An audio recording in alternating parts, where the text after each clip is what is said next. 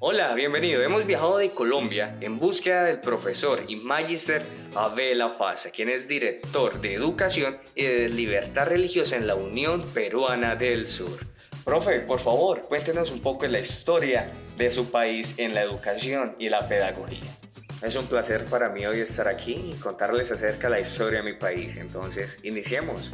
La historia de la educación y la pedagogía en el Perú cuenta con 5 etapas fundamentales, siendo ellas la primera, el Incario. En el Imperio Inca no existían escuelas como hoy las conocemos, sino que las herencias culturales se transmitían de familia en familia y en la comunidad. Se hacía de manera espontánea y natural.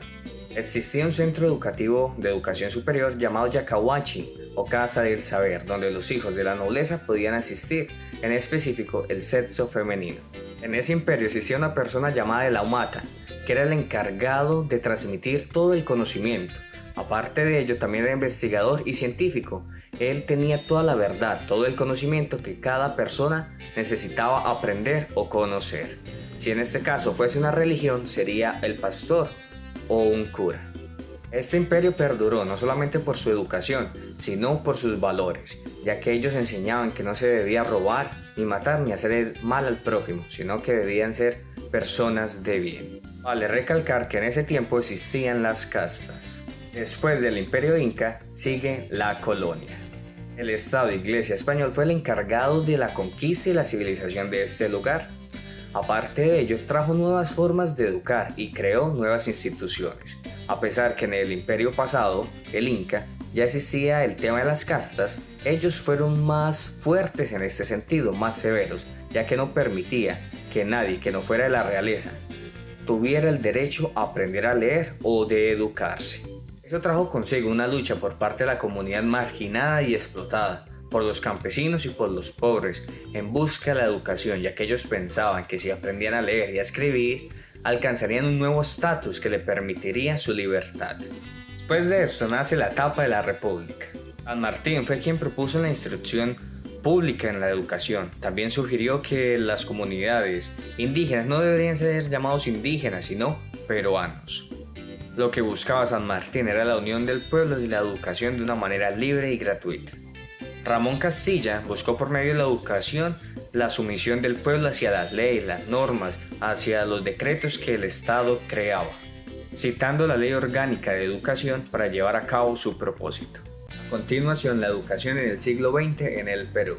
Inicia con esfuerzos gubernamentales que tenían el propósito de aumentar la cantidad de números de estudiantes en escuelas primarias de una manera significativa.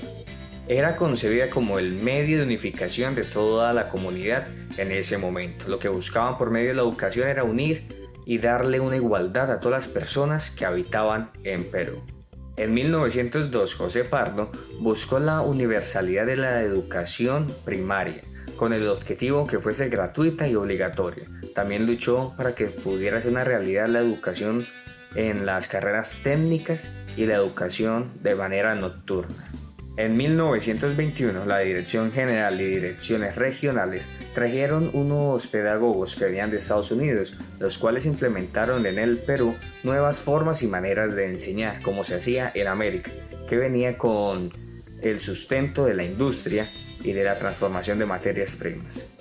En 1940, en el gobierno de Prado, se luchó grandemente por la educación de la infancia y de los jóvenes, la educación primaria y secundaria, y que cuando terminaran sus estudios pudieran asistir a una educación técnica. En 1962 se crea el SENATI, que era un instituto técnico que sacaba a jóvenes y los educaba para suplentar las necesidades crecientes que estaba viviendo el país en manufactura. Ahí ellos estudiaban y serían técnicos y también se calificaba una buena mano de obra. En 1990, Alberto Fujimori toma el gobierno, el cual se encarga de mejorar la infraestructura de las instituciones y también a revalorizar la educación pública gratuita, incluyendo alimentos, refrigerios en esos momentos escolares.